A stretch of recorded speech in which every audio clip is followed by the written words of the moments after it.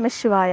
தென்னாருடைய சிவனே போற்றி, எந்நாட்டவர்க்கும் இறைவா போற்றி, காவாய் கனக திரளே போற்றி, கைலை மலையான் போற்றி போற்றி. ஓம் மகாதேவாய வித்மகே ருத்ரமூர்த்தியே தீமகி தன்னோ சிவப்பிரச்சோதயாத்.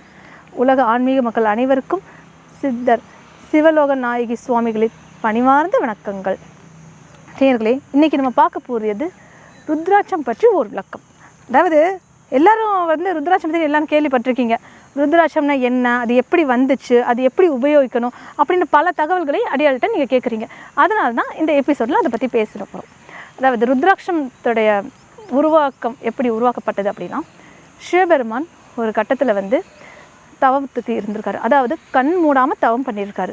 அப்படி அவர் கண் மூடாமல் தவம் பண்ணிட்டுருக்கப்போ பல்லாயிரம் நாளுக்கு கண் மூடாமலே தவம் பண்ணிட்டுருக்காரு.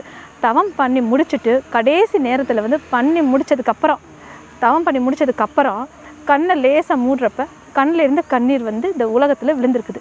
அந்த சிவபெருமானோட கண்ணீர் ஒரு விருட்சமாக விழுந்திருக்குது. அதாவது ஒரு மரமாக வளர்ந்துருக்குது. அந்த மரம் தான் ருத்ராட்ச மரம். இதே சிவனோட வலது கண்ணிலேருந்து வந்தது சிவருத்ராட்சம், அது கருப்பாக இருக்கும்.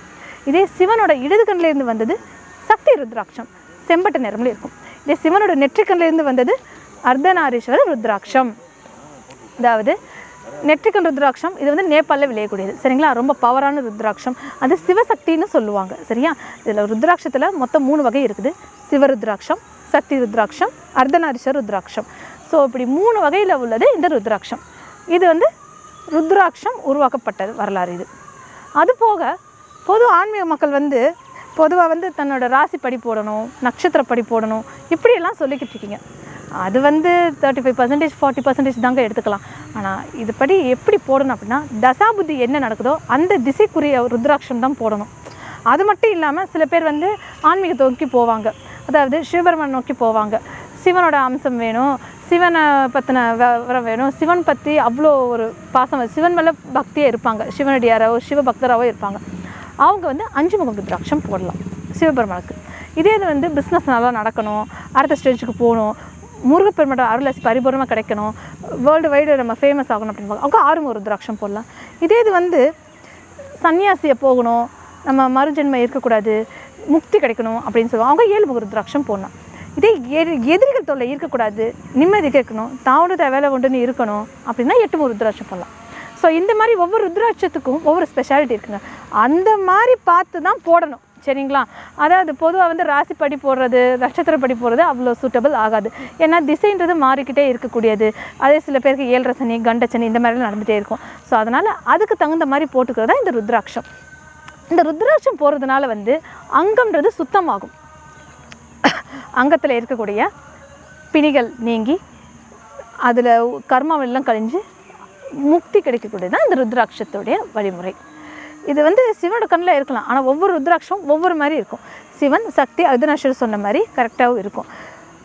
இதே இது அது ஒரிஜினல் ருத்ராட்சமானு பார்த்து நீங்கள் போடணும். அந்த ஒரிஜினல் ருத்ராட்சத்தை பார்க்குறப்ப பார்த்து அது போடுறப்ப அது 7 ஜென்மம் புண்ணியம் பண்ணால் தான் அது போட முடியும். எல்லாராலையும் போட முடியாது. எத்தனை பேர் போடணும்னு நினப்பாங்க, ஆனால் அது ஒரிஜினல் ருத்ராட்சமான்றது நம்ம பார்க்கணும். அப்படி அந்த ஒரிஜினல் ருத்ராட்சமானு பார்த்து அதை கரெக்டாக போடுறப்ப கிடைக்க வேண்டிய அனைத்து நற்பலன்களும் எளிமையாக கிடைக்குன்றதை தெரிஞ்சுக்கலாம். இதை பற்றி இதே இது அடியாள் குருநாதர் இதை திருவண்ணாமலை, கொல்லிமலை, காசி, ராமேஸ்வரம், பக்ரிநாத், முக்திநாத் இப்படி பல்வகையான ஆன்மீக ஸ்தலங்களுக்கு யாத்திரை செஞ்சு வருஷத்தில் 6 மாதம் இந்த யாத்திரையிலேயே இருந்து அந்த ருத்ராட்சத்தை அங்கே இருந்து மடத்தில் இருந்து எங்களுடைய ஆன்மீகத்தை மடத்திலேருந்து அந்த ருத்ராட்சத்தை எடுத்துகிட்டு அதை முறைப்படி பூஜை செய்து, அதுவும் 48 நாட்கள் முறைப்படி பூஜை செய்து மக்களுக்கு பயனடைய வேண்டும் என்ற ஒரே நோக்கத்தோடு கொடுக்கப்படுறதா இந்த ஒரிஜினல் ருத்ராட்சம். ஒரிஜினல் ருத்ராட்சம் மட்டும்தான் அடியாள்கிட்ட கிடைக்கும். இதில் அனைத்து முக ருத்ராட்சங்களும் கிடைக்கும். அவரவருக்கு ஏற்ற மாதிரி அது வாங்கிக்கலாம். அது ஒரு முகத்திலேருந்து 21 முகம் வரை அனைத்து ருத்ராட்சங்களும் கிடைக்கும். அது இந்த ஒரிஜினல் ருத்ராட்சம் பயனடைய வேண்டும் என்று விரும்புபவர்கள் ஸ்க்ரீனில் தெரிந்த நம்பருக்கு தொடர்பு கொண்டு உங்களுக்கு என்ன விளக்கம் வேணுமோ அனைத்தையும் கேட்டு தெரிந்து கொண்டு தேவையான ருத்ராட்சத்தை வாங்கி கொள்ளலாம்.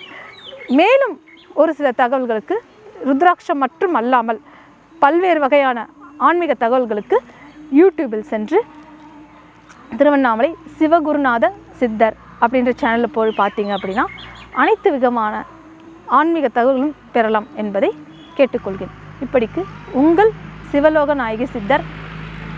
ஓம் நம சிவாய. ஓம் நம சிவாய. ஓம் நம சிவாய.